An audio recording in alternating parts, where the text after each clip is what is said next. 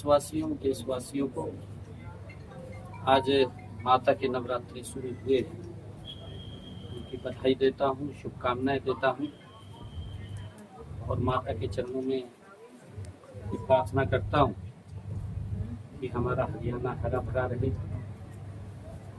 और विकास की गति के ऊपर आगे बढ़े। मैं प्रदेश और देश के लोगों के उत्तम स्वास्थ्य की कामना माँ चरणों में करता हूँ और सभी को नवरात्रों की बहुत बहुत शुभकामनाएं और बधाई भी देता हूँ। ये नवरात्रे ये सब के लिए विशेष नवरात्रे हैं। देश के यशस्वी प्रधानमंत्री आदरणीय नरेंद्र मोदी जी का और हमारी वित्त मंत्री आदरणीय निर्मला सीतारमण जी का मैं विशेष तौर से धन्यवाद करता हूं और आदरणीय प्रधानमंत्री जी को मैं धन्यवाद के साथ बधाई भी देता हूं कि उन्होंने 15 अगस्त को जो लाल किला के ऊपर से जीएसटी के करों में एक बड़े सुधार की बात कही थी कि इसका लाभ आम जन को मिलेगा। मात्र 1 महीने के अंदर उस जीएसटी के अंदर बड़ा सुधार किया और आज से उसको लागू किया है। आज नवरात्रों का प्रथम दिन है, आज से नवरात्रि शुरू हो रहे हैं।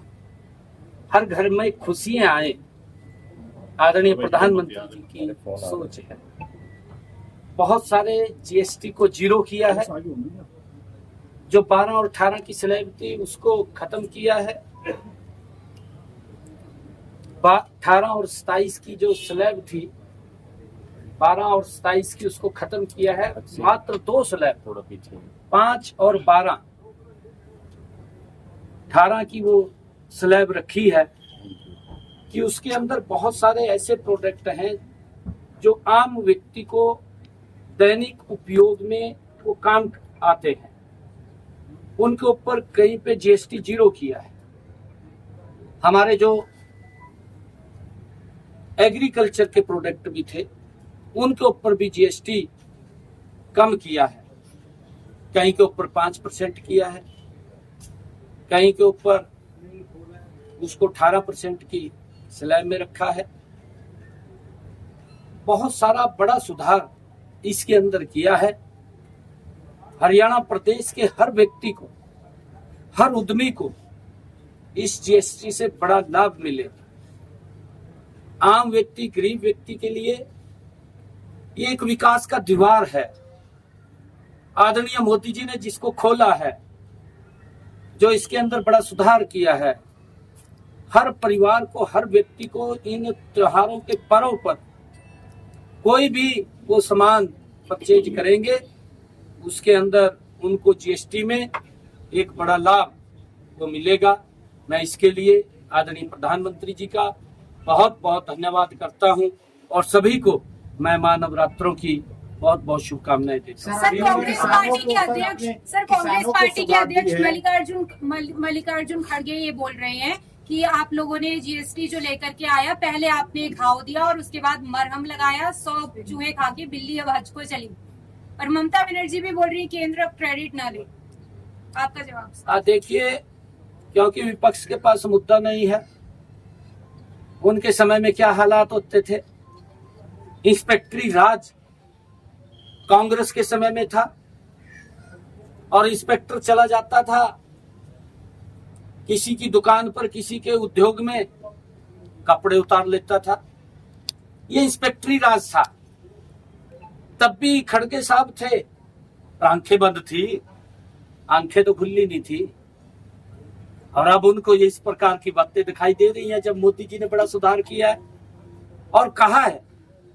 अगर हम हरियाणा की बात करें, हरियाणा स्टेट के अंदर लगभग 4000 करोड़ रुपए का हमारा जीएसटी कम हुआ है। ये आम व्यक्ति तक, गरीब व्यक्ति तक ये लाभ पहुंचेगा।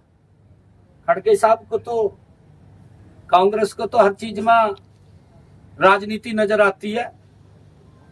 एवं ममता बनर्जी का भी वहां सुपड़ा साफ हो रहा कांग्रेस ने कोई पूछ नहीं रहा, हाजिरी तो लगवानी है, हाजिरी तो लगवाएंगे। सर, किसानों की बात करें सर, धान खरीद आज से शुरू हो रही है, गेहूं के बीज पर भी सब्सिडी आपने बढ़ा दी है, किसानों के लिए भी सर जीएसटी का फायदा भी किसानों को हाँ देखिए, हमने बीज के ऊपर सब्सिडी दी है और आज धान की भी परचेज शुरू हो गई है। नवरात्रों का पहला दिन है और जीएसटी का भी लाभ हर व्यक्ति को मिल रहा है। ये मोदी देश को विकसित राष्ट्र बनाने में हर व्यक्ति का योगदान उसके अंदर हो, ये आदरणीय मोदी जी की सोच है और उसी को लेकर के आदरणीय प्रधानमंत्री जी इतने बड़े सुधार कर रहे हैं। आज देश विकसित राष्ट्र की तरफ गति से बढ़ रहा है।